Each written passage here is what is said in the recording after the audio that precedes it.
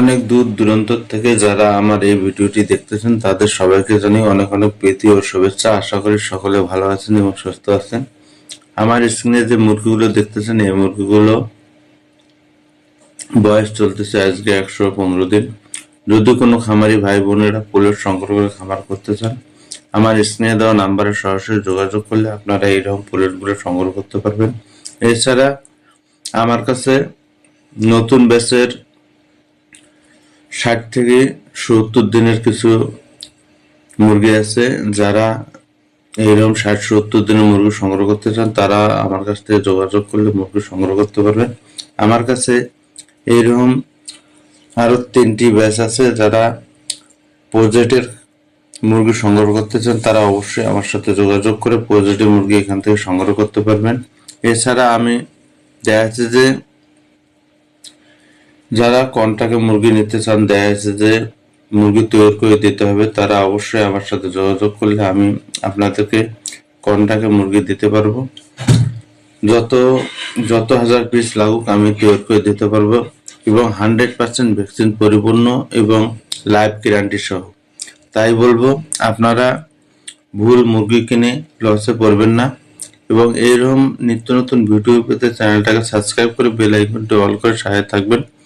তো অনেক খামারি ভালো পুলেট কিনে লসে পড়ে, কারণ জানেন ভুল পরিবহন ব্যবস্থা ও ভিডিওতে জানবেন পুলেট পরিবহনের সময় ও সবচেয়ে বড় ভুলগুলো, কেন পরিবহনের পর পুলেট অসুস্থ হয়ে যায়, ডিম কমে যাওয়ার আসল কারণ, নিয়ম পুলেট আনার সঠিক নিয়ম। এই বিষয়গুলো আপনাদের অবশ্যই জানা থাকা দরকার। যদি এই বিষয়গুলো না জানা থাকে তাহলে দেখা যাচ্ছে যে আপনাদের পুলেট কেয়ারিং করতে গিয়ে দেখা যাচ্ছে যে অনেক লসে পড়ে যাবেন এবং পুলেট মারা যাবে। তাই আমি বলবো শুধু পুলেট সংগ্রহ করলে হবে না, পুলেটের যে যানবাহন এবং যে গাড়িতে করে আপনারা পুলেট সংগ্রহ করবেন বা নিয়ে যাবেন সেই গাড়িটার জন্য অবশ্যই জীবাণুনাশক করে ভালো করে পরিষ্কার করা হয়।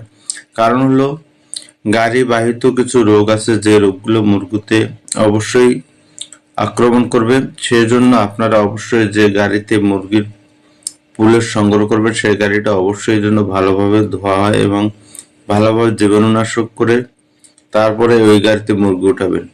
মুরগি উঠানোর আগে আবার গাড়িটা স্প্রে করে নেবেন। অবশ্যই আপনার খামারে মুরগিগুলো নিয়ে যাওয়ার পর মুরগিগুলো আবার ভালো করে স্প্রে করে নেবেন। তাহলে দেখা যাচ্ছে যে আপনার মুরগিগুলোর অনেক কিছু রোগ থেকে মুক্তি পাবেন এবং পুলেটগুলো আপনার সুস্থ এবং সবলভাবে খামারে ঢুকবে।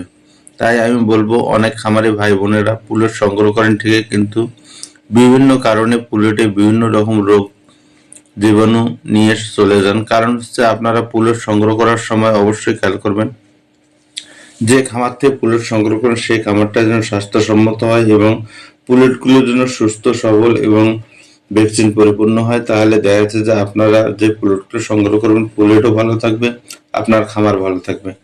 তাই আমি বলবো আপনারা অবশ্যই ভালো জায়গা থেকে ভালো একজনের সঠিক পরামর্শ নিয়ে তারপরে পুলেট সংগ্রহ করবেন। তাহলে পুলেটের মান ভালো থাকবে এবং আপনার খামারের ডিম প্রোডাকশন ভালো থাকবে। তাই আপনারা অনেকেই পুলেট সংগ্রহ করেন ঠিকই, কিন্তু পুলেট নিয়ে যাওয়ার পরে দেখা যাচ্ছে যে অসুস্থ হয়ে যায়। কারণ আছে, এর কারণ অনেকগুলো। কারণ হলো আপনারা পুলেট ভালো পুলেট দেখে নিয়ে যান, কিন্তু নিয়ে যাওয়ার পরে পুলেটগুলো অসুস্থ হয়ে যায়, কারণ আপনাদের ম্যানেজমেন্টের সমস্যা